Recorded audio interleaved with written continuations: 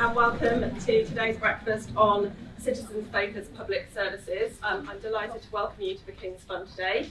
My name is Sally Warren and I'm the Director of Policy here at the Fund. I'm particularly pleased that today's event is jointly hosted with the Local Government Association, that we're joined by Sarah Pickup, who will be contributing to our panel shortly. Today is a chance for us to think about how can we change the delivery of public services for them to be really focused with and around the citizen rather than focused on the system. We'll use the Wigan experience and the Wigan Deal and the recent work the King's Fund has done to start to understand what that approach meant, but then particularly think what do those lessons mean for the system as a whole. And I hope we'll have a lively discussion once the panellists have contributed their expert thoughts throughout the morning. A few domestic points, as you would expect. The first is to say there is no planned fire alarm today, so if it goes off, it is for real. So please, if that does happen, slowly and calmly follow King's Fund staff and we will take you to safety.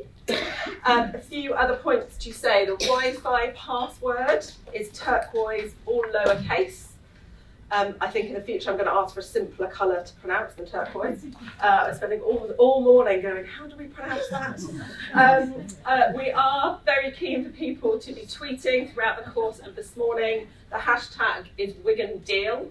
If obviously I can ask you, Kate's very pleased about that hashtag, if I can ask you to make sure your phones are on silent whilst you are tweeting, that would be fabulous. And then a few final things to mention. We are filming the event. It's not being live streamed today, but it will be filmed and will be posted online, so you're aware. And there should be a number of journalists in the room as well, so everybody's aware of who's here. We will aim to have a presentation from Dan and Chris about our lessons from the Wigan Deal, then contributions from the panellists, and then an open chance to ask questions of the panellists, raise any comments or questions. And I'm going to look to try and wrap us up around about 5 to 10, so you can all be on your way by 10 o'clock to the rest of your day, because I know you're all very busy people. So with no further ado, I'm going to invite my colleagues Chris and Dan to talk about the lessons from the Wigan Deal. Thank you. Thanks very much, Sally, and good morning, everyone. One thing that I think is important to acknowledge up front is that everything that Wigan's been doing over the last few years is very much part of a broader trend. So Wigan is one of several local authorities that has been trying to think about striking a new relationship with the local community, trying to work with people in a different way.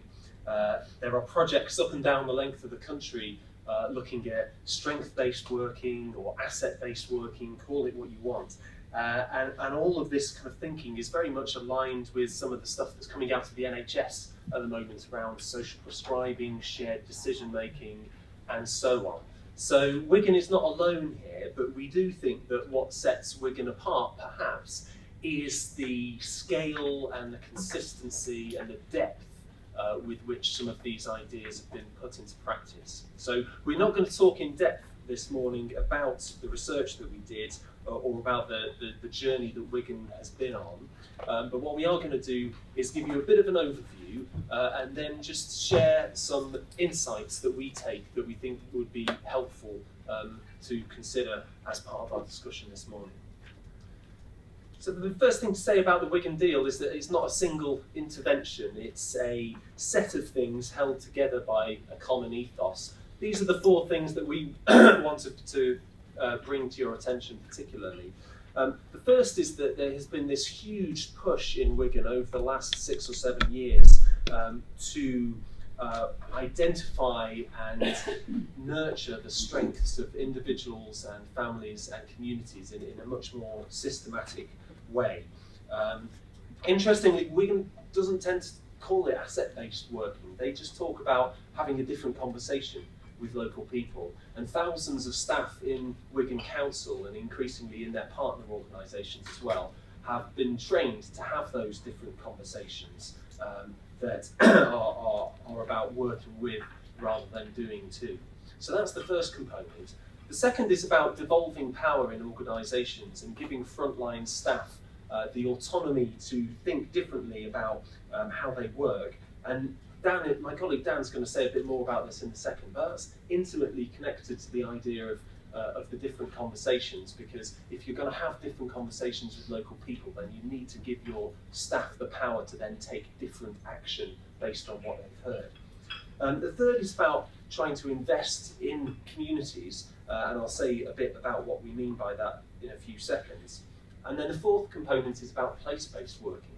There's lots of parts of the country that are trying to work in a more place-based way, in one way, shape or form at the moment, but a few things that are distinctive about Wigan's approach to that, one of which is the breadth of different services that are involved in place-based working in Wigan. So it goes well beyond trying to integrate health and social care. It also includes bringing on board other services like the police, housing, employment, welfare, and so on. And that's, of course, really, really important when we think about challenging the social determinants of health.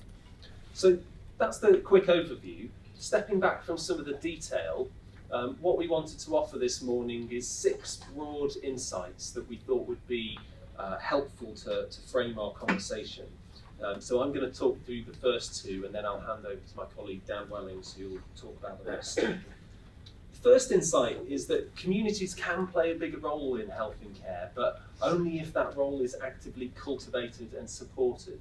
The kind of things they've been doing in Wigan to do that have been firstly putting money into grassroots community organisations. There is a community investment fund that's invested about £10 million in small local organisations over the last few years.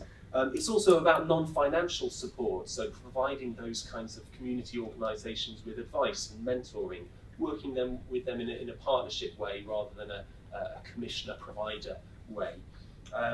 And it's about building community leadership. So there's been lots of work in Wigan creating new roles for people to play in their own communities. Things like community health champions, autism friends, dementia friends, and so on.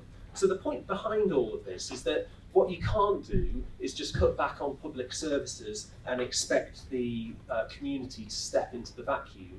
You have to plant some seeds, and you have to tend to the things that grow from those seeds. And that takes a little bit of care to get right. Insight 2 is that if public services want to strike a new relationship with the public, then they need to do it together.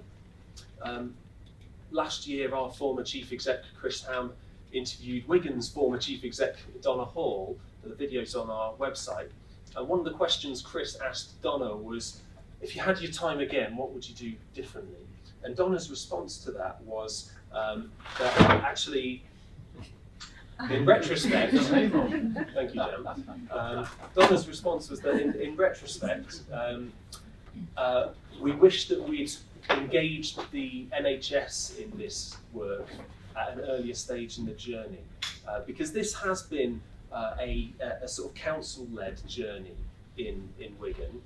Other partners are now getting on board with it, so there are people working in the NHS who are very much part of the deal, and people working in voluntary sector organisations and other partners as well.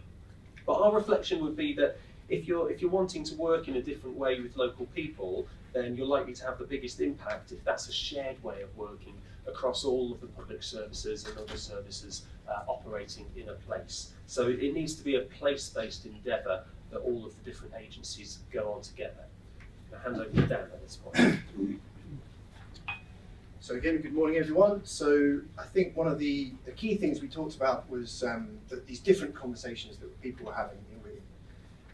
And one of the key findings we found is that in order to have those different conversations, actually you need permission to act differently based on what you've heard. And this is something that Wigan really spent a lot of time working on. And there were lots of practical things that the forms had to be changed, for example, to capture that much more qualitative information about who people were, what their life was, what their aspirations were. Chris has mentioned the Community Investment Fund, which is if people wanted to do things, you had to know where those things were, and there had to be investment in those things for people to do them. But I think of all the things that we found there, it was giving staff permission and backing staff to act upon what they learned, which is one of the biggest challenges. And I think one of the things we found in Wigan was that they told stories a lot. And so one of the stories we heard was a really powerful example of how they actually tried to back staff. So they found a social care worker that was often taking people to the M&S, which is round the corner from the town hall. And they said to the social care worker, well, why are you taking these older people to M&S?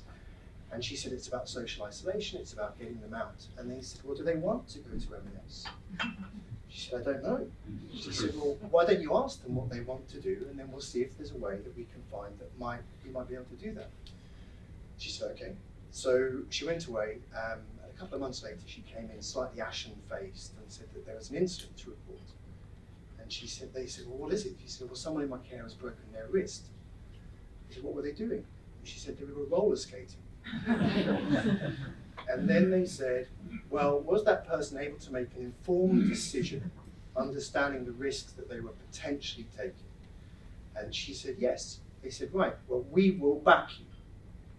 And the most important part of the story is that this person went back to their team and said, they mean it. And that was the shift in terms of giving staff permission. And they knew that not everything would work, but staff also started to realise that they would be backed by leaders. The flip side of this is, where a blame culture does persist, this kind of transformation will be far harder. And it's certainly true that when we were asking about this, and when Chris and I and other colleagues were reflecting, in the NHS, which can still feel very hierarchical, and where there are still pockets of blame culture, where people are looking up to regulators and national bodies and less out to the populations they serve, can this model still operate there? I think what we really wanted to get across as well is that asset-based working is not a tool. It's not an off-the-shelf, this is the latest policy, we will just do asset-based working. This took time to put in place with a constancy of purpose. And one of the other things that struck us when we were in Wigan is it wasn't somewhere that's been buffeted by the latest policy initiative. This is where we want to be, and this is what we will try and do to get there. And as they moved along was, well, what will help us get there? That real clarity of what they were trying to do in the first instance. And I think this is perhaps slightly easy to overlook, but actually effective communications, and I think in the NHS communications can feel slightly different. It can often feel slightly defensive. This was about proactive communications with a very strong narrative around what they were trying to do. And I would also add that some of the language in this area can feel slightly esoteric. So we talk about asset-based, strength-based, social prescribing, peer support, involvement, participation, co-production. And actually the language can feel very difficult for people, thinking, well, is this really involvement? Maybe it's not involvement. Is this participation? And in Wigan, we just do it. It's about listening to people and working with them in a different way. And I think that's a really important lesson for us to reflect on. I suppose more than anything else as well, this idea of shared purpose. And this is reflected in the staff engagement scores, which we saw had gone up dramatically over the period of time we were looking at. And I think this is a really important lesson, again, for things like reflecting on things like the new care models. Were people in those areas clear on what they were trying to do?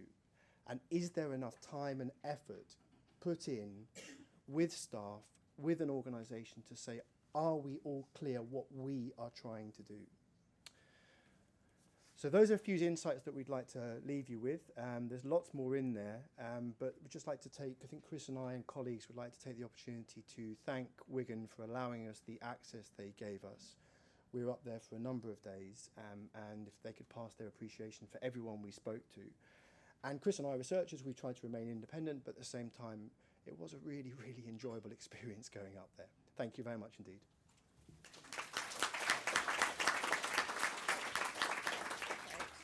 Thank you very much, Dan and Chris. And I think with the set falling down, I'm now not sure which panel member's going to get the cough suite and which one's going to get the P45, if this is anything like a Conservative Party conference. So thanks. I think that's a really useful scene setter about a brief reminder of what the Wigan experience was, but then really drawing out some of the insights for the system as a whole. We're now going to hear from our three panellists. to give their perspective of what they think the implications are of the Wigan Deal for wider public services. So I'll start with Sarah Pickup, Deputy Chief Executive of the Local Government Association. Over to you. Thanks, Sally. Really interesting to read the report, actually, and good to hear your sort of conclusions. And I suspect I'm going to repeat some of the things that you've said, because we've been asked to reflect on what kind of the implications are more generally. And we were asked to talk about the asset or strength-based approach. But I think what I saw in that report was not a report about an asset-based approach. There was a thread of positive approaches. And what I saw was kind of the best of some of the different practices that probably the LGA and the King's Fund have written reports on over time being drawn together into something that works. And when I was a director, I remember, going wholesale on personal budgets. So every meeting I went to, I said, personalisation, personal budgets. And then we wanted to really shift on enablement. But the difficulty was getting across that it wasn't enablement instead of personalisation, it was as well. And I think that what we're going to try to do is pull those things together, those threads, to create a much more positive whole. So I would say, yes, asset and strength-based approaches, but personalisation really at the heart of it, because, what is an asset and strength-based approach if it isn't based on that personalisation?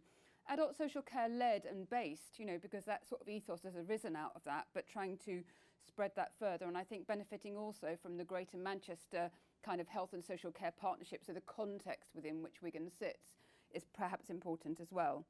But other threads I saw in there were around integration, which we talk about a lot. And again, we've heard about, how to draw the health service in. I'm sure Rob will pick that up more. But also information and advice. We've all heard about how important that is. It's a Care Act responsibility. And really importantly, community capacity building, which is something that I think we've struggled to sustain in councils in the era of cuts. Locality development workers were probably one of the first things that went in councils, even before 2010. People said, and that's part of everybody else's job. But actually, can you really do it? And then the place-based approach, very much something the LGA supports. Drawing together the resources of a place to do the best for citizens is really critical.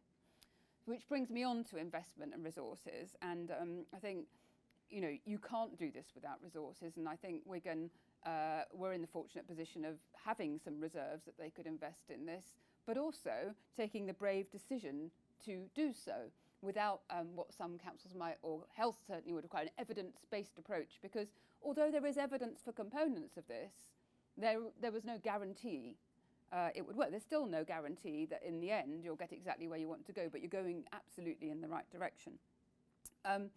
There is this dilemma about cover for cuts, isn't there? Whenever you try to do something which is about engaging with people more and doing things differently, is that just because you've got to make cuts? Well, and part of the answer is, well, yes, it is, but maybe it's more as a stimulus than as a wherefore. And at the end of the day, everything has to be delivered and paid for somehow, and we all want to make best use of both public resources and individuals' resources. And if you use the right money for the right thing, overall, everybody will benefit, including individuals. I think there's a real challenge, and so why isn't everybody doing this? I mean, there are lots of components of this all over the place, but there is this issue about shifting a pattern of spend while maintaining core services, and the sustainability of shifting that pattern of spend, because you can invest, and I can see in the report that some of the social enterprises are really taking off and flying, but you need to maintain your community information workers and your community link workers and your navigators, and they've got to be funded on an ongoing basis. And what I saw in the report is there are less social workers and there are more social care support workers. What's the balance of that when you're trying to also continue to meet the needs of people with dementia or severe learning disabilities, because they can benefit from this approach too, but they also are likely to still need skilled social workers to sort out those person-centred approaches with them and their families. So that balancing act is really a tricky one.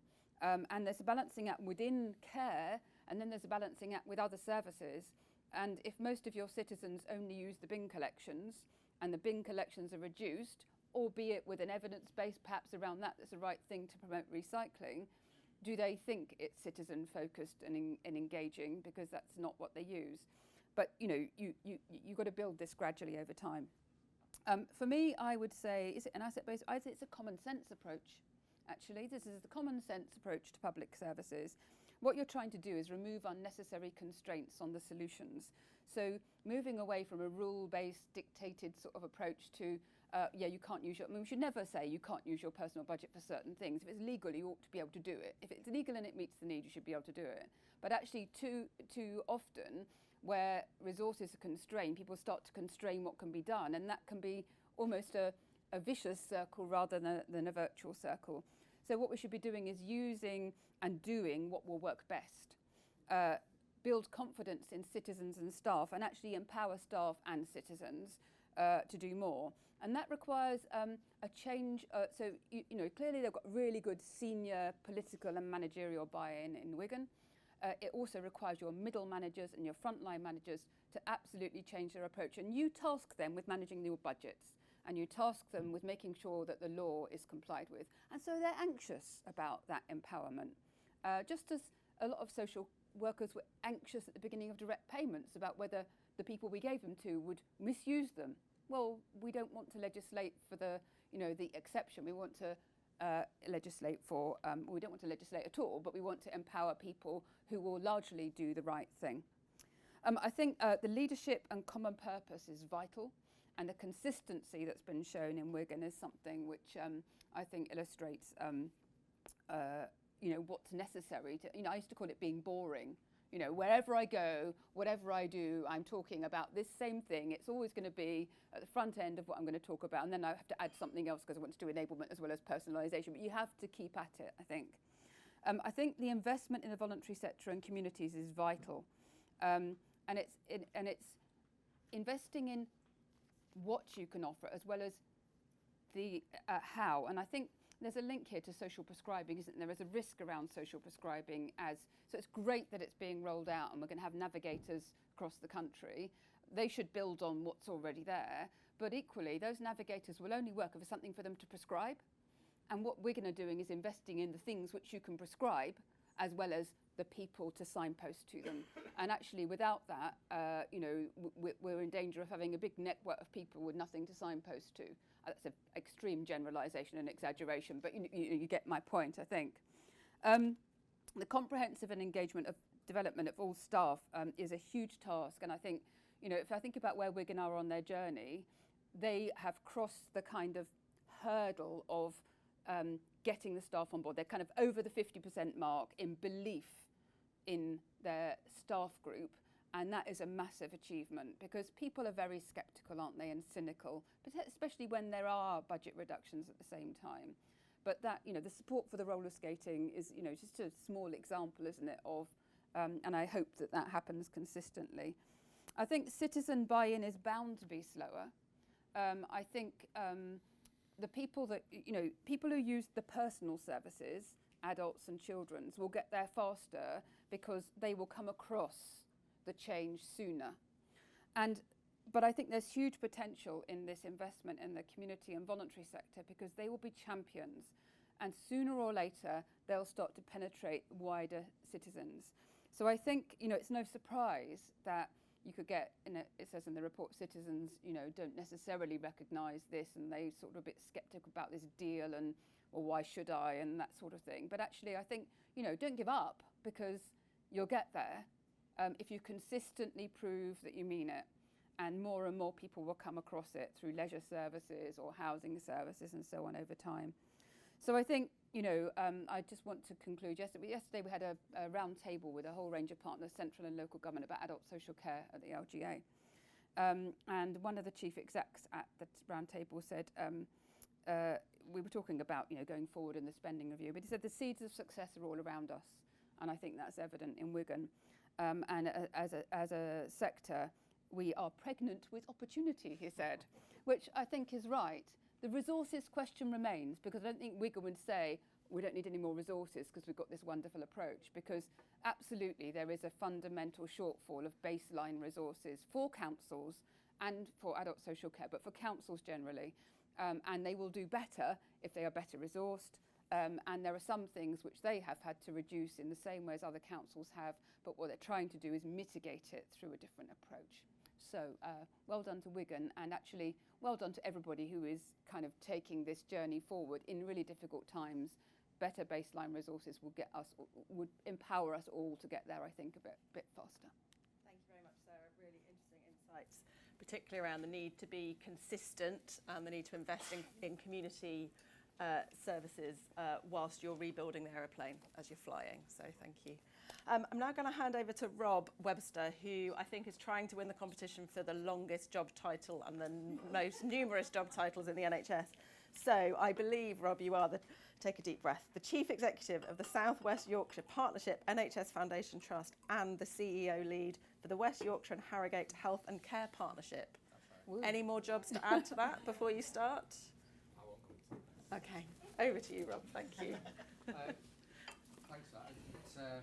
It's always good to hear what's going on in different parts of the country so you can steal as much as possible, I think, of the learning. And it's great to see the King's Fund drawing out the lessons. I just wanted to reflect a bit on the integrated care system and the one that I lead and what the implications might be.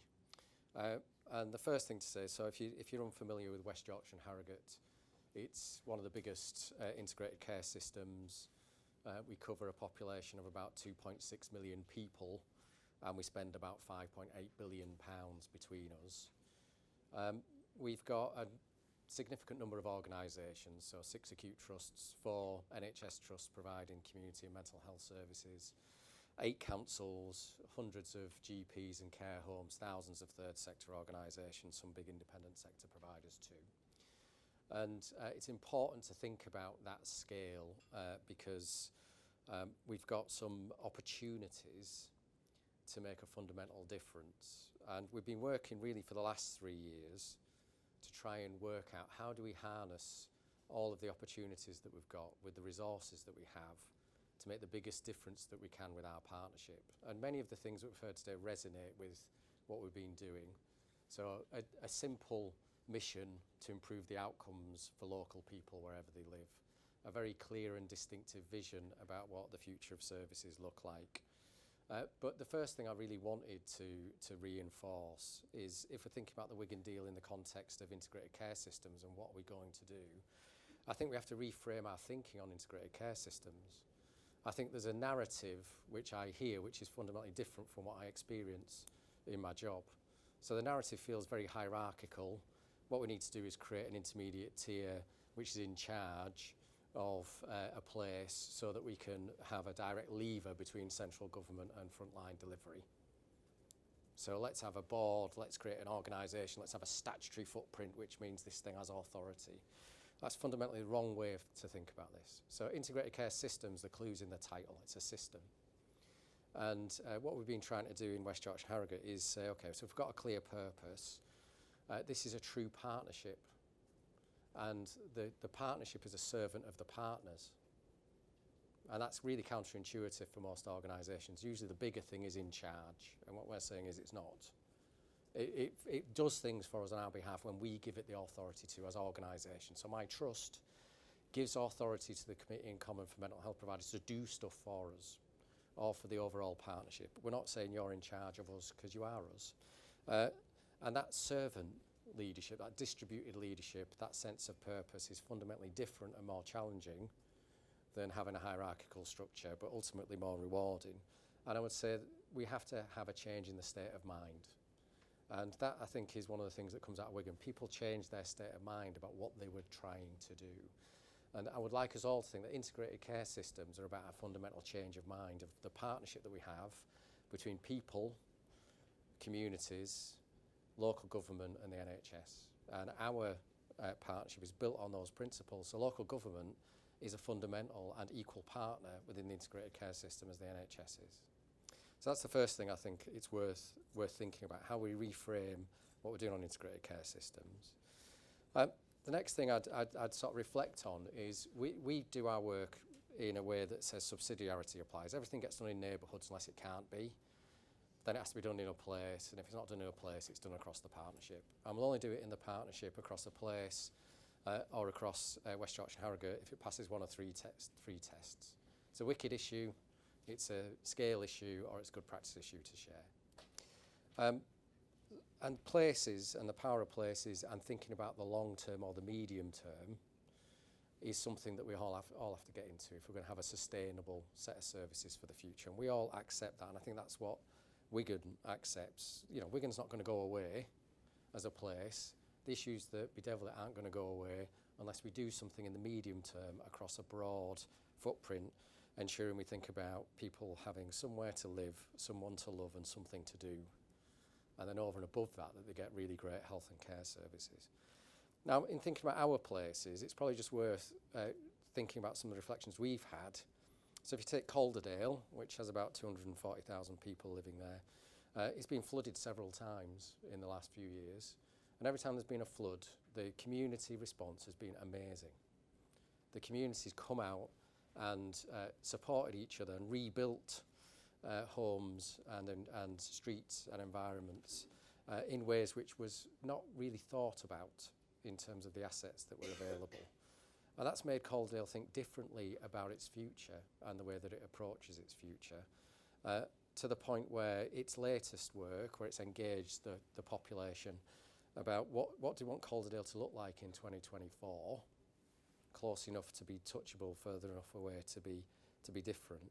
So that what we try and do is move away from a sense of when there's a burning platform, we come together to deal with it. Why don't we have a burning ambition about something to come together around that we can move towards? And again, I think that Wigan very successfully thought about, well, what's our ambition for the local place? Rather than putting this in an austerity context of we're all skint, we have to do something, why don't we do something wonderful for local people? So the burning ambition for Calderdale 2024 talks about we're an enterprising and talented place which is distinctive, where people are kind and resilient. And I think people in Calderdale could recognise that and the words. And if you've ever been, if you haven't, go, because it's very beautiful. It's also full of amazing places and distinctive communities. If you ever go, you can recognise it's like an archipelago. All the different places have got their own communities and ways of working that you could just really work with. And that means that you can start to think about your primary care networks differently, because the GPs working with the third sector and others can deliver joined up care in communities for people who live in a real place that they connect with. So somebody like, I'll call her Rachel, who's got dementia, has a circle of trust around her, so that when she goes on a walk, which she does every day, to the post office and then to the pub for a snack and then to the high street and then home, they've identified a trusted individual in each of those places to make sure she's okay. And if she doesn't go home, then somebody's going to sort it out. So if you look at the idea, I think, of let's focus on burning ambitions, that's what integrated care systems have to do. It's not we're all skint, we have to do something. It's what we're going to do to address the issues that face us today. And integrated care systems that focus on place first and the health and well-being of their people, thinking about employment, education, the environment and the health service together, that think about primary care home and neighbourhoods as vehicles for joining up care around the lives of people, where we recognise that the NHS as anchor institutions. If you look at Leeds Teaching Hospitals Trust, St James's Hospital sits opposite one of the most deprived areas in Leeds, Lincoln Green, where not one household has somebody who earns more than £30,000 a year. NHS got good jobs in that context, so has the care sector. This year, working with the council and others, 28 people from Lincoln Green now work in St James's Hospital. They're an asset that's drawn into because we can't get the staff. We've got nurses, we've got care support workers, they've got jobs, they've got future, they've got aspirations, it feels different. So anchor institutions and then a programme approach. So our programmes within our integrated care system include one about harnessing the power of communities. We put £1 million into tackling loneliness with the third sector because we've got £8 million to spend. And our shadow board said, of junior people, said instead of just spending it on the normal stuff, do something different, which is really good. We've got a programme of work around housing and health, because Wakefield, Anna Hartley's in the audience now, Wakefield's done some amazing work on housing and health. And this idea of picking up and sharing it allows us to do that. We're focusing on arts and health. You know, there's fantastic assets in communities around the arts which can fundamentally improve people's lives. So we're copying and spreading that too. And we've now got to the point where if you look at somewhere like Batley, where Joe Cox, the MP, was murdered in 2016, and that act of hatred was responded to with an act of love, which was to create the more in common approach, where everybody each year gets together in their community to celebrate together the differences that we have. We've now got our urgent care board recognising that if you're over 65 and you live on your own, you're 50% more likely to go to A&E, you're 25% more likely to get a mental health issue. If we could tackle that loneliness and isolation, we could do something about it. So we've funded a piece of work around looking out for your neighbours. And if we'd have done that as an NHS, it wouldn't have gone anywhere. But as soon as we started talking about it, as soon as we did the research into it, and people said it's just the little things, taking the bin out, saying hello, having a cup of tea, 330 local organisations said, we can help. We can help you touch the people in our communities that we work with every day, that we were created to help because there's massive gaps in service. So I think integrated care systems, if we think about them differently as real systems that involve councils, NHS and communities, the third sector, and if we think about a burning ambition that points us towards a different future, we can draw a lot from Wigan and we can make a fundamental difference. We have to recognise, though, as Sarah's set out, that we have to be real about the money. We're not creating a substitution here for cuts or a cover for cuts. We have to hold our nerve. We're not very good at thinking about things in the medium term and experimenting. And when we do successful experiments, we forget about them too soon. And then I think the final thing I would say, we're very clear in West Yorkshire and Harrogate that the NHS long-term plan is the NHS long-term plan. It's just a single chapter in our broader plan for the next 5 years, which goes far beyond what just the NHS does. It goes into our industrial strategy, it goes into our work around innovation, public health, prevention and asset-based development. And as an integrated care system, that's what we want to see. If the regulators are going to be interested in just the NHS point, that's fine, but we've got much more interest in the broader piece. Thank you. Great. Thank you very much, Rob. Fascinating views, particularly on the need for us to really change our state of mind, to hold our nerve with that and to have a positive ambition rather than a kind of just running from cuts. Great, thank you. I'm going to ask David Pearson to offer the final reflections of the panel. David is the independent non-executive chair of Nottingham and Nottinghamshire's Integrated Health and Care System. Over to you, David. Thank you very much. I'd like to start by acknowledging the work of Wigan, led by the council in the most demanding of circumstances. And it gives weight to the comment that why waste a good crisis? And how can you take something that's very difficult? And what they've managed to do, it seems to me, is galvanise around a set of principles and a model to better address the needs of the population, changing the culture and contract with citizens in the most demanding of circumstances. So huge credit to them and to the King's Fund for doing some work which makes it more accessible to the rest of us. The first thing I want to say, though, is a note of caution. There is a sort of debate about, particularly around adult social care, but other public services, about whether indeed it's all about different models and innovation, and actually that solves the problem of the money. Sarah's partly picked up on this.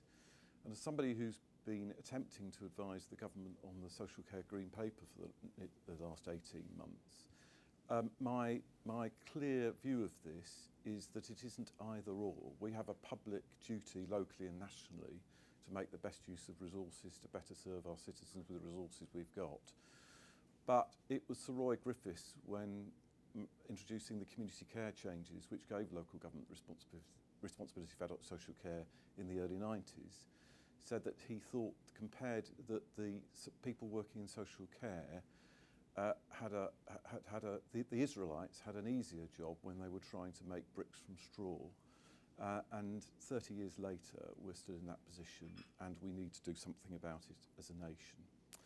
The litmus test that Jeremy Hunt referred to in January last year, which would be the acid test of whether this would be sorted, would be that it's a test of a civilised society, how well we are dealing with this, and we are not passing that test.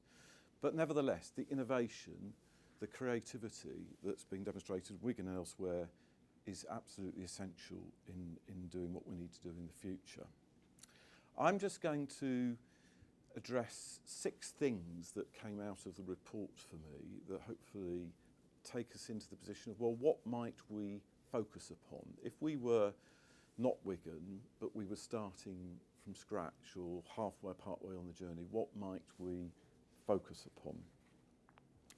And the first point was that it says in the very early part of the report that this was a 6-year process of transformation. And all the international evidence tells us that these things are not about structures and processes. They are about relationships, cultures, galvanising around a vision which is promulgated with staff and with the citizens of the particular area. So when I asked it back in Nottinghamshire, how would we create success here, David? I said, well, all we've got to do is convince ourselves of a model, of an approach, of a set of principles, convince 35,000 people working in health and local government wider health and care services, and then the 1.1 million people who live in that, to co-produce this with them. So it's easy, really. Well, that's all we've got to do. But the evidence is the constancy of purpose that the report is absolutely essential for leaders. And in Nottinghamshire, there was a huge stability of leadership. I've been there for 37 years before I retired as Director of Adult Social Care, and other people have been there a long time and were ready for this change. We've had a huge transformation and change in leadership. That brings new ideas, but we do have to reach a new understanding about how we might drive this forward. Secondly, building a different relationship based on the deal in Wigan. Less we know best, freedom to look at what is best for the citizen, doing it jointly with citizens, not to, but with. And I think it reminds me of something I did when I was Director of Adult Social Care with the staff group and with citizens in Nottinghamshire, which is take this a bit further to have a Nottinghamshire, what we call the Nottinghamshire Adult Social Care Strategy, which took it more into the health, specifically health and care space. So it had principles of promoting individual health, well-being and independence, sharing responsibility with partners, providers, families, carers, friends and voluntary services to maintain health and well-being of people in our communities, work to prevent or delay the development of care and support needs, advice and information, which Sarah's referred to, guidance to support independence for all, regardless of people's financial circumstances. Promote choice and control, so people can receive support in ways that are meaningful to them, but is balanced against the efficient use of resources. The one that is in the Wigan Deal was about protecting from abuse and neglect, and providing support that's proportionate to people's needs. And the way I think we talked about actually investing in things without necessarily knowing whether they work, I also think it's terribly important that as we build these new approaches, we do take time and invest in the evaluation of those approaches, because that also builds confidence. Some people are convinced by personal stories, but other people are convinced by data and information. Both are valid, and we need to do both. And it comes across well in the Wigan report. So I just want to refer briefly to 3 models in Nottinghamshire. There's some great models in Wigan that I think are in this space. And I think one way of thinking about how we progress this is to think about things that we can do today that actually aren't boiling the ocean, but are starting to make a difference, to build the kind of approach and change that Wigan have done. And the first one is interesting about personal budgets. We had, after 8 years, the grand total of 85 personal health budgets in Nottinghamshire. The Adult Social Care Department had 50% of its population of users on direct payments. We're the 11th largest local authority in the country, so we probably had the the largest gross number. And I'd seen the way in which, applied properly, it could transform people's lives as well as make best use of the public resource. So we set about doing this jointly, and 2 years later we have 2,500 personal health and care budgets, where people are, the testimonies that people are giving about how it's transformed their lives are absolutely compelling. And also there's a 17 to 18% saving on the budget, because people are far better in these circumstances at creating the right care around their own needs with support than we have been in our silos. And the reason why I think that applies to this is definitely about a model, not just a budget. The budget is only a number. It's about an approach, which is what TLAP and National Voices described as person-centred coordinated care based around my needs and those of my carers, that definition that people will be familiar with. The second example is multidisciplinary working in primary care. So we did some, we've had 3 models in Nottinghamshire starting 3 or 4 years ago. We did some research by Nottingham Trent University on whether they'd worked. 2 of the 3 models did work.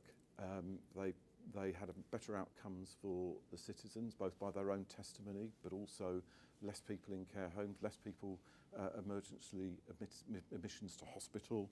There was one area where it didn't work. It cost more and the outcomes were worse.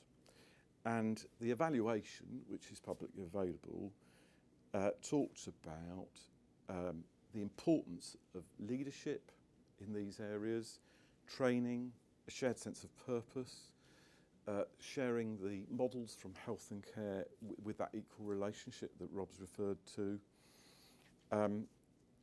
And those were the key elements, not rocket science, but difficult things to do. There's no algorithm for this. It's about making sure those things are in place. And the third area is, and Rob's already referred to housing, there's 2 partnerships with housing in 2 parts of the county, one in the city and one in the county, where working across the around people's needs in hospital settings has helped to get people out of hospital pretty quickly, but also address their needs much more effectively, most importantly. And the record for somebody, a housing advice worker in Sherwood Forest Hospital, referring to a handy person to get a key safe in place that somebody could be discharged was 42 minutes. He happened to be on the street at the time when he got the phone call, so it's a bit of a cheat, but these things could previously have taken days. And a testimony from Dominic Hardy, who's the transformation lead in NHSE, who came up to look at it recently, said, "The Housing with Health scheme was superb. The most striking thing was the team's determination to do the very best for residents they were working with, going the extra mile, even to the extent of moving a parrot or riding a scooter when it couldn't fit into the removal van. Their data showing the impact on NHS resources was impressive, as was the CCG's leadership in commissioning this consistently for the 4th year." And the point about community investment is that community and voluntary sector are involved in all of those initiatives. So my message from this is that what's important is, and it will be different in different places, we start with models that actually can help build confidence and build those narratives that encourage us all to go further. That also work with the third point, which is the asset-based working, which is basically about looking at not only what the condition is or the deficit is, but how do we bring together the resources across the system and in families and communities that help people to have good lives, which must be our objective. Fourthly, culture, promoting independence, choice and control, permission to innovate. The conditions for change are often money and legislation. Public services don't traditionally respond to change because it's morally the right thing to do, I'm sad to say, actually, if we look at the evidence. But actually, if you've got a moral purpose and you've got those conditions, you can actually make a huge difference. And it's about making sure that nationally and locally, the point that Rob's made, that we are on the same page in that, in that area. The fifth point is place-based working. And my additional point to what's been said this morning is that I do think that galvanising people around improving population health and well-being as a principle and healthy life expectancy. It was interesting in our original STP plan, the thing that captured people's imagination was that we're going to improve people's healthy life expectancy in the city and county by 3 years, from a range between 58 and 62 to 61 to 65 ages over a 3-year period. That's what we're planning to do. And population health management. So sharing information which helps us to better understand people's needs with them. It's not a big brother thing. It's actually about ensuring we've got good information which can actually drive services to intervene in targeted ways around cohorts of people who we are working with to make sure that the responses that we're providing meet their needs. And finally, leadership and the narrative. So I've already made the point that I think this is examples of stories, but also evaluation which objectively identifies the strengths and weaknesses of a particular approach. And it's not one without the other, it's both that are required. Sharing the multiple skills, perspectives, expertise and approaches. But all of this is definitely about relationships as well. And I like to quote Don Berwick, who said in November 2018 at a national ICS STP leaders event that ICSs are not based on structures but relationships. The lifeblood is affection, reflection, dialogue and problem solving. Thank you. Thank you very much, David. Thank you.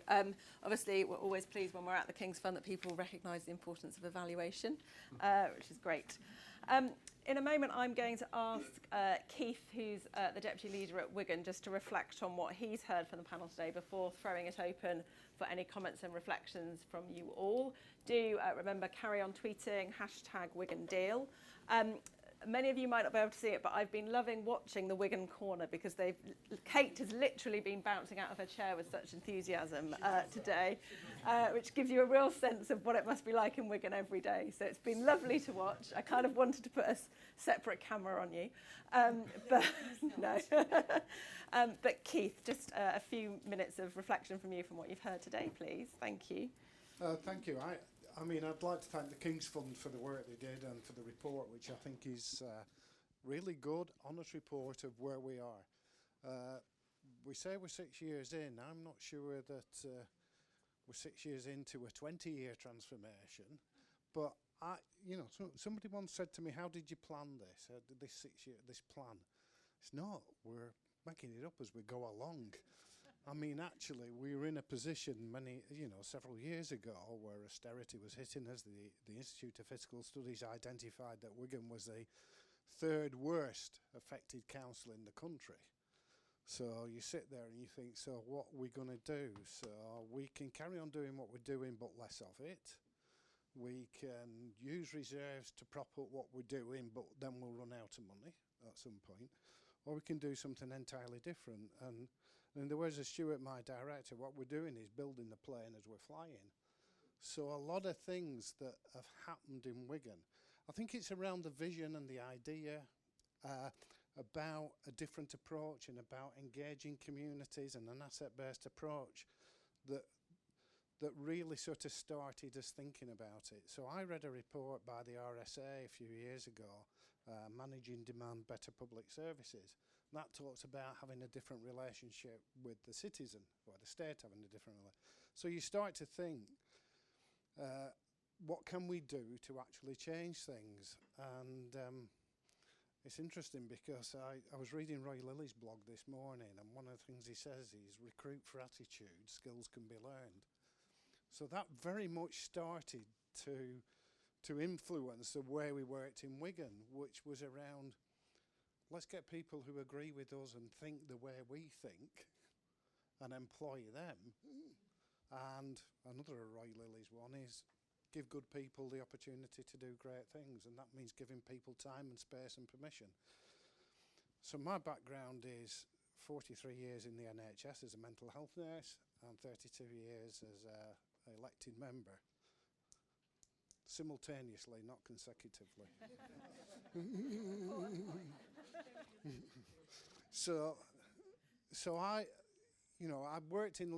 been involved in local authorities and elected members, which is an entirely different culture to the NHS, where it's very much command and control and hierarchical.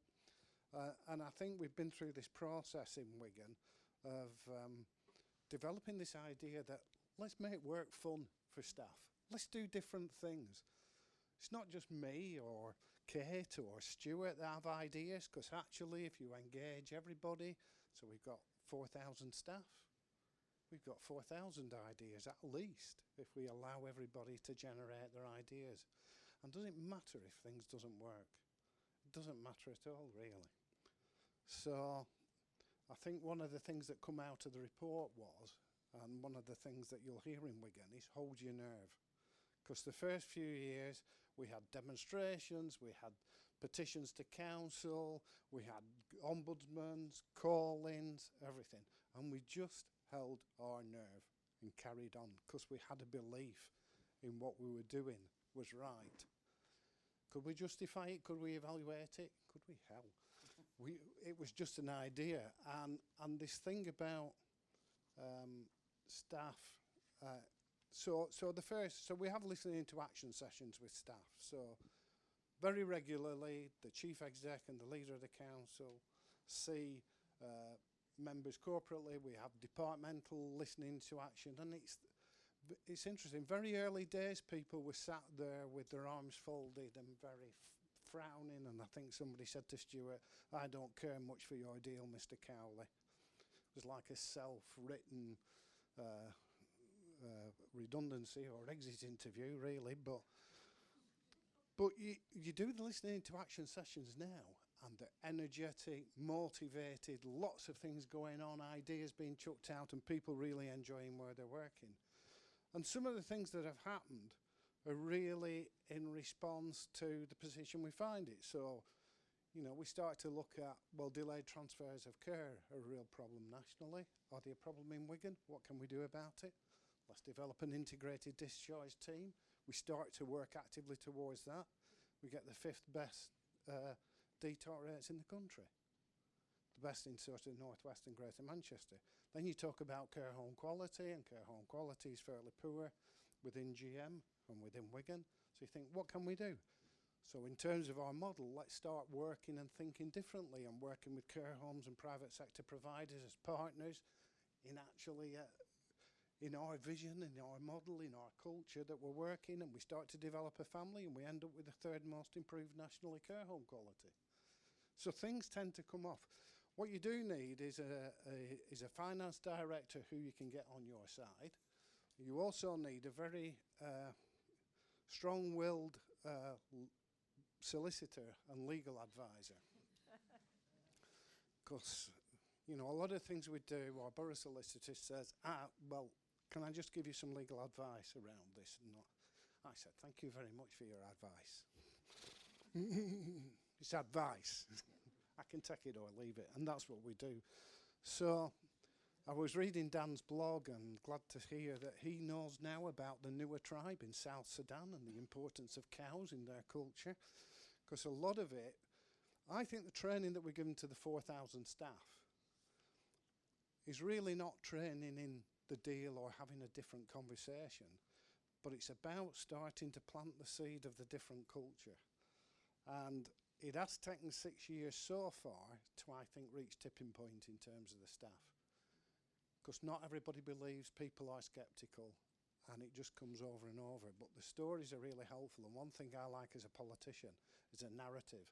I like to explain why I'm doing something in a story in a way that people can understand and believe that is simple. So thank you for the report. I do agree with a lot of the comments.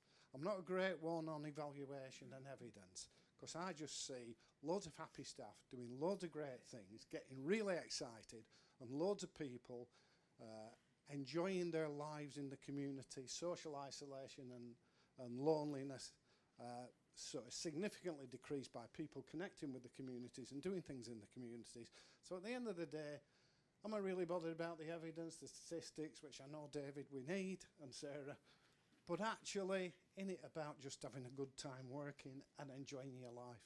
And services are really about, wouldn't it be good if people didn't realise they were actually receiving services, but they were just living their lives?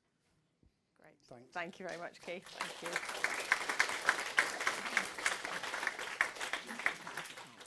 Great. Thank you very much. Really positive note to end there. So we're going to throw open to questions now.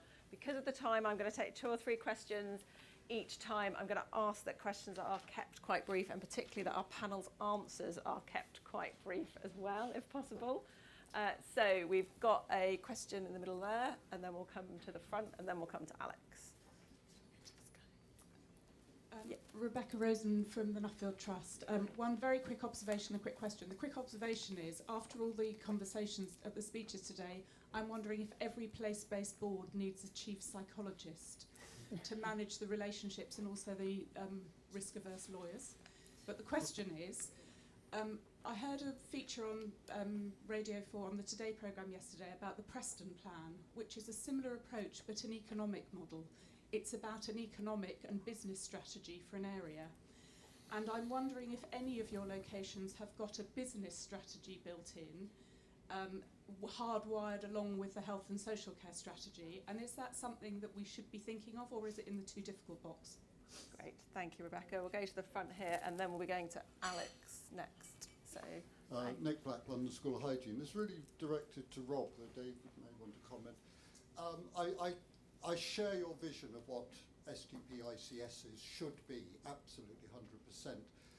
How confident are you that the centre will actually allow that, or it will become the financial overseer of all the component parts within it, and that the old central command and control will be forced into that role, whether it's statutory or a non-statutory body? great. Thank you, Nick. We'll go to Alex next. Hi, Alex Fox from Shared Lives Plus and independent chair of the government's review of the voluntary sector's role in health and care. So much of what Wigan are achieving, what Rob's talking about, relies on the voluntary and community sector. And it feels like the NHS in particular is waking up to that value just at the time when the VCSE sector is under maximum pressure and is falling down in lots of areas. What can we do to bridge that gap between what we need communities and community groups to be able to do and what we're currently resourcing them to do from the statutory and health sector? Great, thank you very much. I'll ask the panel to pick up a couple of those points. So, Rob, I wonder if you could start both with Nick's question about how confident are we that the kind of national centre is up for this, and the question about the Preston Plan and the economic model, because I think you did talk about that, and then I'll come to Sarah and David on VCS. Yeah, Thank so you. I think let's start with the economic model. One, we do have very strong focus on the economy. If you look at 22% of UK health tech jobs are in Leeds. We've got an opportunity with our industrial strategy to make West Yorkshire and Harrogate a global destination for health tech. We signed an MOU with the Association of British Healthcare Industries to try and drive that on, and it's a shared ambition across our patch. So it's definitely part of what we're doing. On the, do I believe the centre can hold its nerve? What I would say in support of the centre is every time I've asked for something, they've come up with the goods. So I asked if we could be an ICS because I thought it would help us overcome some of the challenges that we faced. And at the time, really, you had to already get over hurdles to become one. And my argument was, well, why would I bother then? If we can already get over the hurdles, why do I need to be one? Let's just try and go for it. So I think the centre's been flexible around money. We've always seen this as negotiation with the centre, where we'll take responsibility for things, but you have to give us flexibility or money or staff or capacity. And I think they've been good so far. What we need to do is make sure that we hold up our end of the bargain. Great, thank you. Sarah and David, do you want to pick up Alex's question about VCS? Yeah, I just wanted to reflect on the economic one as well, which yeah. is that actually they're indivisible because you need the economy to succeed in order to generate the employment, and you need social care and health to succeed to keep people in employment and stop carers having to give up work. And also, health and social care are industries. You know, social care employs 1.5 million people, and it then puts money into communities. So they are indivisible. You know, people take an approach from one angle or the other, but actually you need both. And that, you know, that's what councils as leaders of place try to do, you know, in difficult circumstances. On the community and voluntary sector, it is a really difficult one, and I referred to this issue about almost you needing to double invest in, you know, so Wigan had reserves that they chose to invest, but they've still got the challenge of how do you fund the ongoing investment in the community sector. Some of it is, you know, so social enterprises can succeed and become self-financing, but actually there's a continued need for investment. We've recently been doing some survey in preparation for our SR submission, and we know that a very high proportion of councils have cut their support to the community and voluntary sector. And, you know, it's exactly what not to do, but how to get to the position of being able to sustain that and actually increase it at a time when, you know, transforming care, rising numbers of older people without the funding to go with it. So it's a big part of our spending review case. You know, the focus on prevention and early intervention won't succeed if we can't invest and work with the voluntary and community sector. And money isn't the only answer. It is about approach and attitude and culture, but the resources have got to be there to support as well. Great, thanks, Sarah.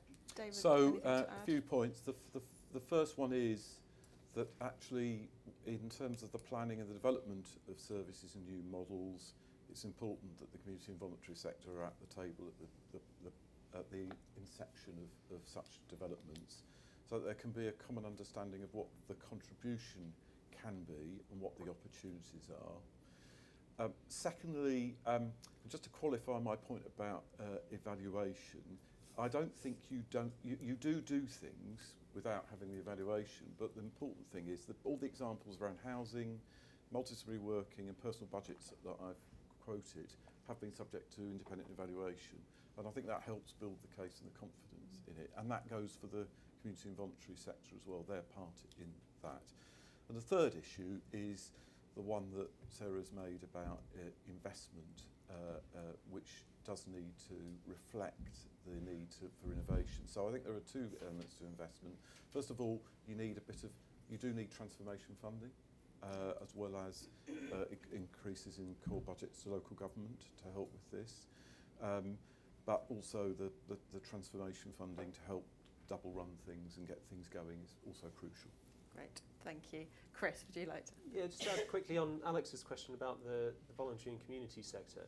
One of the things that was really interesting when we interviewed VCS providers in Wigan was they said that, yeah, we've received some extra money from the council and that's been helpful, but actually the thing that they talked about valuing most wasn't the money, but the relationship that they had with the council, and the fact that it's a partnership, the fact that they'd say, you know, when we're trying to think about our strategy and how we scale up what we do in our local communities, we'll have people from the council coming and spending 2 days with us to help think through that, and our peers in VCS organisations in other parts of the country will struggle to get their council to turn up to a 1-hour meeting. So I think it is about the money, but it's about the relationship as well. Great, thanks, Chris. Apologies, it sounds like we've got a bit of a dance party going on above us, so hopefully we'll carry on going. This lady in the second row first, then we'll go to front row. And Kate, I think you were wanting to come in, weren't you? Great. So, thank you. It's Merryn Simpson, Chief Executive of the New NHS Alliance, and we're a movement for action on health inequalities and health creation. And one of the things we're doing at the moment is working with Greater Manchester to see if we can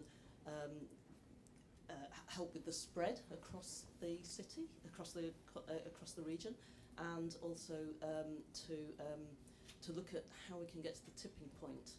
And so Wigan already said, you know, it takes a long time, and they're just about there. But I'm interested in this point about the tipping point, how you get there. Is it a combination of everything we've been talking about just now, or is there something in addition? You know, is there a bigger barrier that stops systems from getting to that tipping point, or several barriers, and what needs to happen in order to do that? And just a point about, you know, the centre and the national, you know, can our central national teams like the Prevention Green Paper, Social Care Green Paper, etc., ever really reflect the 10-year plan? Can they ever really reflect this and sort of get it at that level? And I think that one of the things that I would have liked to have seen today would have been someone, a citizen from Wigan or from one of these systems on the panel here, because I think that, you know, this idea of an equal partnership with citizens needs to go through all the levels. We mustn't say this is for professionals now, we'll leave the citizens at home. We have to do this at all levels. Otherwise, that understanding of what it really means to be an equal partnership with citizens doesn't really come through at all levels. And I agree with that. And if people haven't already seen the kind of 10, 12-minute film we've done about Wigan, that does have a lot of citizens who have been part of this journey reflecting on how it's impacted on their lives. So it's worth a quick view of. We're going to the front row here and then to Kate. Very quickly, so I'm Max Hotel from Healthcare Business International. We look at for-profit healthcare services globally. And I just wondered, I mean, obviously a lot of the capacity in the care system now is for-profit. And when I talk to the for-profit operators, they will often say, they will often express great frustration, the fact that they are siloed into a set of rewards, which they then play as cherry pickers, because that's what they do, but they would like, in a way, to be outside of the silo and have a wider remit. But clearly there is a huge, we're talking a lot about culture and change here, and clearly the culture inside for-profit organisations is to make money. So is this something which can be integrated, and how important is it given the huge capacity that they now supply to the care system? Thanks. I don't want the microphone. That's far too much responsibility for me. We'll go to Kate, and then I'll ask the panel to reflect on those three, and we should then have a chance to do one more quick round. Thank you. For those of you who don't know me, I'm Kate Ardern. I'm Director of Public Health in Wigan. And I'd just sort of like to reflect fantastic working with Chris and Dan and the King's Fund team, as Keith has said. Keith and I actually came into post at the same time, and we're both pragmatic activists. But one of the things in May 2008. So August 2008 financial crisis. That's right, exactly. Yeah, we didn't cause it, honestly, folks. But I've actually been a chief officer in Wigan Council since May 2008, so I predate the Lansley reforms. I'm a medic by background, for those of you who don't know me. Just a couple of observations. Keith will remember this. In 2008, all of the health stats that you've seen go in a positive direction in Wigan were all going in the wrong direction. So healthy life expectancy gap was actually widening. We've now put on 34 months in terms of healthy life expectancy for women since 2014. So during austerity, quite significant. And female healthy life expectancy in the borough now achieves the England average. Male healthy life expectancy, not quite there yet, but has put on 19 months in the same time period, which bucks the national trend. So in other words, we're going in a different direction. And Keith will remember that we had Chris Bentley and the old Health Inequalities National Support Team come to do a review of Wigan, because coming as the new DPH, I was very interested in why Wigan was so bad in terms of its health stats. It wasn't fundamentally different from many other boroughs in the northwest of England. In fact, it wasn't as poor as some places, but it wasn't making progress. And Chris came and did his review. There was nothing surprising about what was causing people to die early. It was heart disease, stroke, lung cancer, the usual stuff. I said to him, tell me why. Tell me why, what's the difference? And Chris's response when I took him out to lunch after his review, he said there's one word, fatalism. They don't believe anything will ever change. So they don't see why they need to do things differently. And I then said, whose fatalism, Chris? He said, well, it's really interesting. The politicians I talk to, like Keith, are desperate for change. They want to do things differently. They see that things are wrong. Local people want to do things differently too. They don't want to die early. It's the professionals who don't believe anything will ever change. So one of the big silos, and perhaps one of the barriers that we don't address sometimes, is how professionals organise things to suit themselves. So one of the big challenges around getting the workforce, and this was across the piece, was really about addressing professional fatalism. And I think the fantastic finding that Chris had and came back to me with right at the beginning of the King's Fund research, when you were doing the work with the staff in the council, but also folks from a wider cross range of the borough, was you've given them their vocation back. They've rediscovered that old-fashioned word vocation, and that's why our frontline staff now have amazing ideas, which we support, we foster, we encourage. But your HR, your OD is absolutely crucial to this. It's the right staff with the right attitudes, and people who are have rediscovered what public service is all about. So Thank that's you, a Kate. bit of reflection from me. Lovely, thanks, Kate. So we've got 3 questions there. One on what's the biggest barrier to the tipping point. I don't know which panel member wants to put their hand up for that one. Second question on whether the kind of, in effect, mixed model of providers, is that a challenge? How can we use the expertise of all of the system? Rob, I wonder if you might want to pick up the mixed model as a kind of NHS lead, and then I'll ask the other panel members to talk about tipping points. So mixed model, I had a dinner, when I was Chief Executive of the NHS Confederation, I had dinner with a load of for-profit chief executives, and we were talking about, I was trying to understand their businesses and what they did. And I think anyone who was observing that would have thought you were with a group of public sector leaders, because what they talked about was creating organisations that were based on strong values and an ethos which was about making a difference, because they wanted to recruit the best staff that were really had hope and passion for making a big difference. So I didn't see the difference. And as someone who runs a foundation trust that wants to make a surplus so we can reinvest it in services, buildings and kit, I think having those sort of that business discipline's not a problem. And councils have a statutory duty to break even, so they have to be business-like. So I think you can have those business disciplines and you can have a set of values which are consistent. You have to point them at something which is hopeful and achievable. Great, thanks. And obviously it's worth remembering the social care system of provision has always been a highly mixed model. So we've always been able to deal with lots of different voluntary sector, for-profit, public sector runs, so we're quite used to that. Just say something about so the thing about having somebody, the public should be around the table at all times. So we have 4 co-opted members of the public sit on our highest level partnership board with the leaders of the councils, the chief execs and everybody else, because we need to have the citizen in the room, and they've been fantastic. Great, thanks Rob. Sarah? I'll just follow up on the for-profit thing in the social care context. So it's not always, but in recent memory, it's been a mixed economy. And I think we have probably gone over the point, we've been stuck in a point of the issue of prices compromising the ability to work together. And I think, I've sat in many very confrontational meetings with, commercial providers saying you don't pay us enough, but actually we've kind of come together because there's a recognition actually it's not the fault of the councils. And the way we work best is when the two come together and look at, well, what, the Wigan style, what can we do together to do the best we can with resources?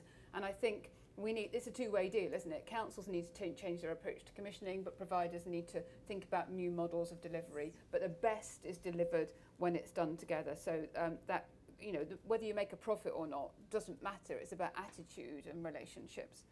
And then on the tipping point thing there, this is about it's about a consistent common purpose, isn't it? And in a system, that's really difficult because you'll have different bits of the system.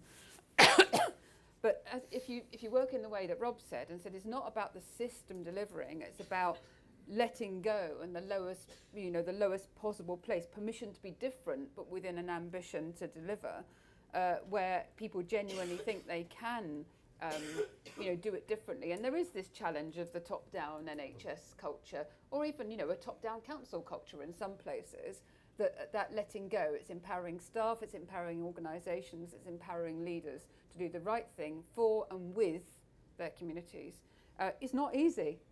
It takes great leadership and it takes great courage across the board. So, in terms of the system, I'm going to cheat a bit and pick up the issue of the different sectors and the private sector, public sector issue. And some of the best conversations I've had in the last 2 years is with Mike Parrish, who's the Chief Executive of Care UK and one of the people on the panel, about all of this sort of issue as well as sustainability. And it seems to me there are 2 things that are required, or 3 really. First of all, adequate funding to make sure people are paid enough in order to provide decent services.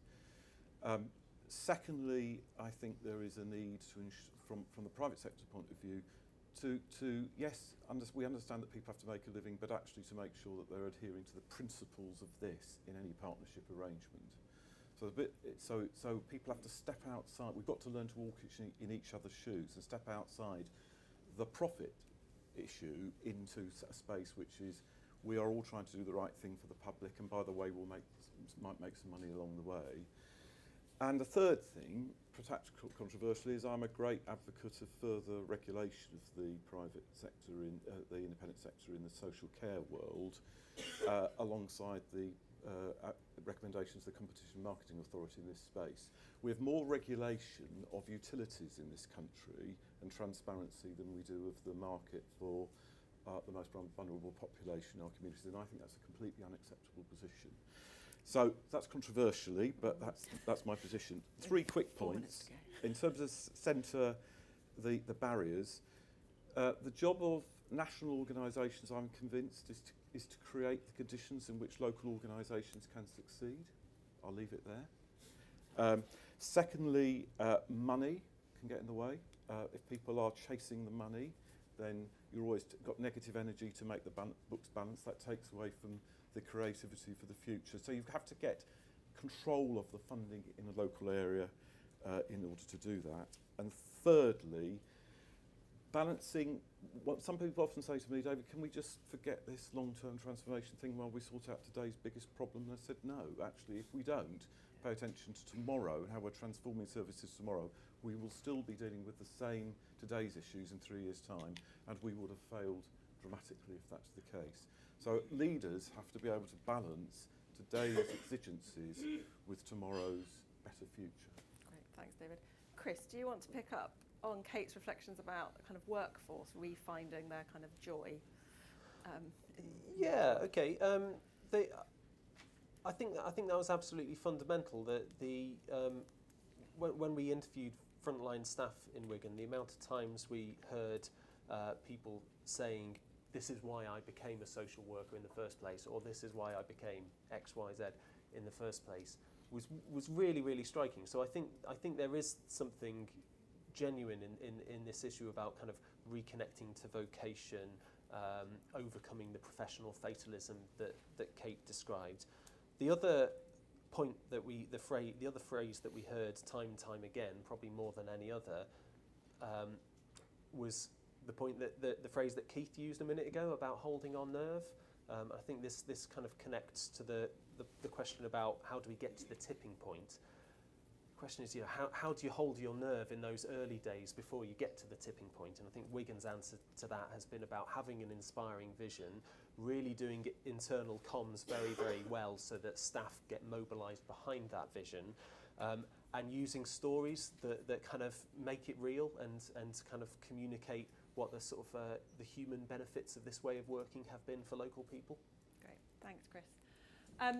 With apologies for time, I'm not going to have a chance to get around to all of the questions in the room, but I'm just going to finish with one question to each panel member, which I'd appreciate kind of a one-sentence answer, if at all possible. And this is, I'm liking that I get to set you the hard question and the parameters of answering it. I don't have to answer it myself.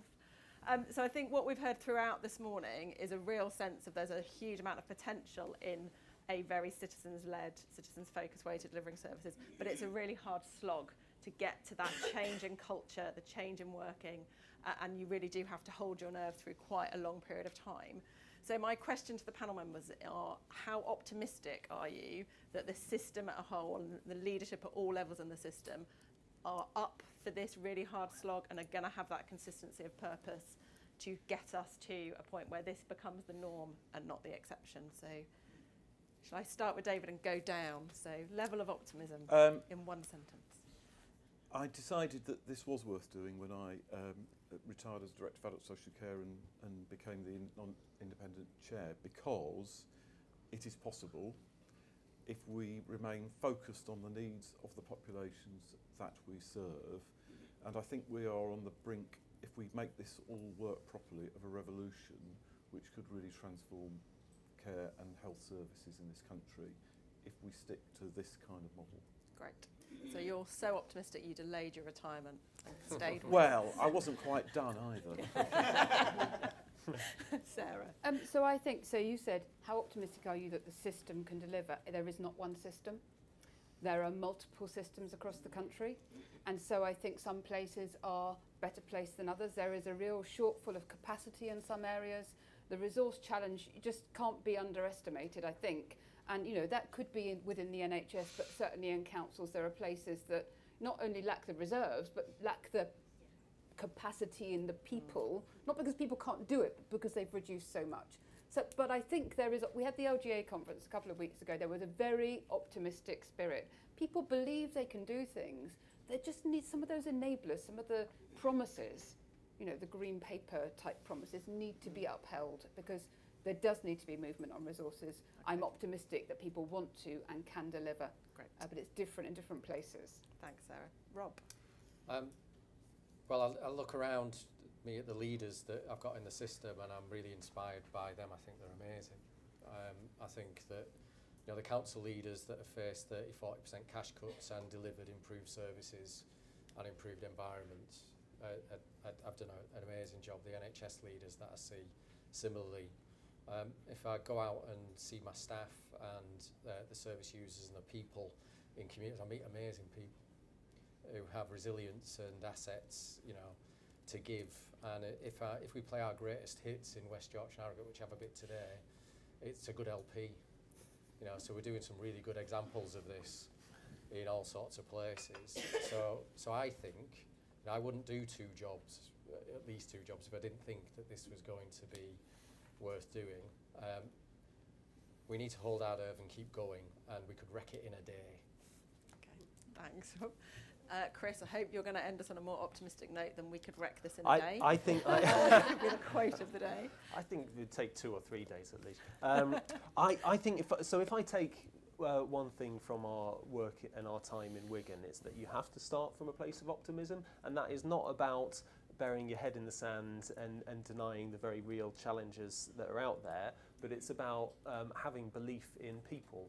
So believing that your staff are capable of taking on greater autonomy and making sensible choices for the people they serve, and believing in those people in the communities as well, that, you know, even in the toughest parts of our communities, it is possible for people to bring about change and improvement. Great. Thank you very much, Chris, and thank you to the panel. If we could show our appreciation in the usual way, please. Thank you. Great. Thank you very much for your time. Do carry on tweeting with #Wigan Deal as we go through, but thank you. Have a good day.